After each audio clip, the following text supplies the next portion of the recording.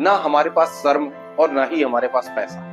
भारत के लगभग 100 करोड़ लोगों के पास पैसा है ही नहीं। शायद ही कोई सैलरीड व्यक्ति ऐसा होगा जिसके पास ईएमआई ना हो। शायद ही ऐसा कोई व्यक्ति होगा जिसके पास क्रेडिट कार्ड ना हो कि आपको 20,000 की जरूरत है, आप 20,000 हमसे लोन ले लीजिए। भारत के लोगों के परचेजिंग पावर को पूरी तरीके से घटा दिया। अगर उनको समझाने की कोशिश करोगे तो वो मानेंगे भी नहीं। उनको अपनी रोजमर्रा की चीजों को चलाने के लिए पैसा नहीं है। हर चीज तो हमको ईएमआई पर चाहिए, घर चाहिए तो ईएमआई पर। 90% केसेस में आदमी अपने क्रेडिट कार्ड के बिल्स को नहीं चुका पाता है। एक कंपनी है ब्लूम वेंचर्स, जो हर साल फाइनेंस से रिलेटेड, माइक्रो फाइनेंस से रिलेटेड, इनकम से रिलेटेड अपनी रिपोर्ट्स निकालती है। तो उसने 2025 के एनुअल रिपोर्ट में एक बहुत ही आश्चर्यजनक बात कही है, जिसको ना हम लोग मानते हैं और ना ही मानना चाहते हैं।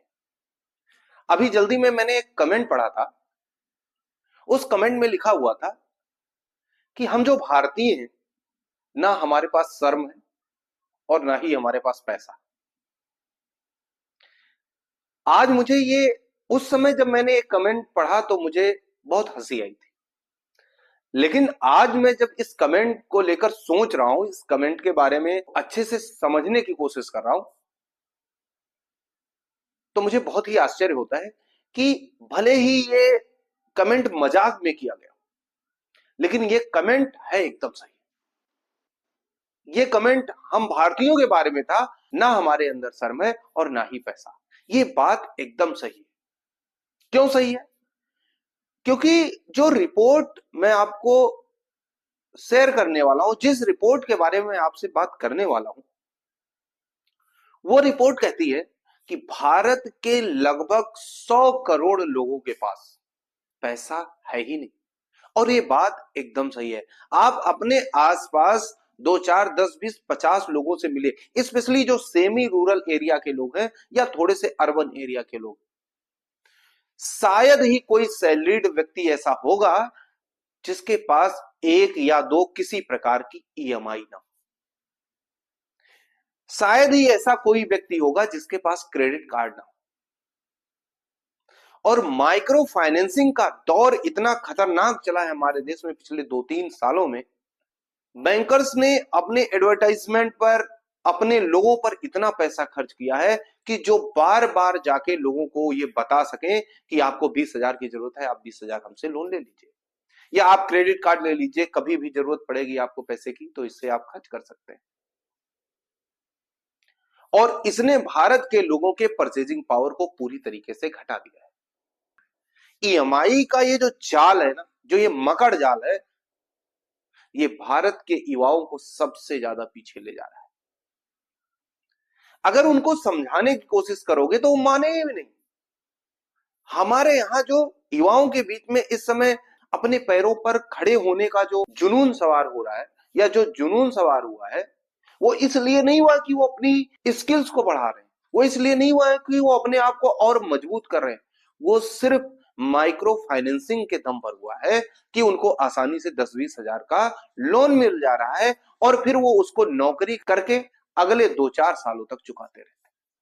तो जो ब्लूमबर्ग वेंचर्स की रिपोर्ट आई कि 100 करोड़ लोगों के पास परचेजिंग पावर ही नहीं है, उनको अपनी रोजमर्रा की चीजों को चलाने के लिए पैसा नहीं है, ये कहीं से भी गलत नहीं है। और होगा क्यों? हर चीज तो हमको ईएमआई पर चाहिए, घर चाहिए तो ईएमआई पर, फोन चाहिए तो ईएमआई पर, अगर आपको गाड़ी चाहिए तो ईएमआई पर। जब हर चीज की ईएमआई आप देंगे तो आपके पास पैसा कहां बचेगा? जब आप क्रेडिट कार्ड से कोई लोन लेते हैं तो उस लोन पर 17, 18, 20, 22 जैसे जिसको हो पाता है, बैंक वाले वैसा इंटरेस्ट उससे चार्ज करते हैं। अगर आपके ऊपर 3 ईएमआई चल रही है या 2 ईएमआई चल रही, तो आप यकीन मानिए कि आप 40% का इंटरेस्ट दे रहे हैं। और 90% केसेस में आदमी समय पर अपने लोन्स को चुका नहीं पाता, अपने क्रेडिट कार्ड के बिल्स को नहीं चुका पाता है।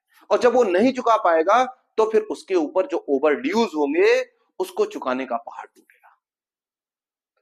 और अगर आप ओवर ड्यूज को नहीं चुका पाते हैं तो 48% का आपके ऊपर इंटरेस्ट चार्ज किया जाता है, जो कि आपकी इनकम को 1 महीने में ही आधा कर देता है। जैसे आज आपने 1 लाख का लोन लिया है तो मान लीजिए उस पर 18% है इंटरेस्ट रेट, तो इसका मतलब ये हुआ कि आप लगभग 1.5% हर महीने दे रहे हैं।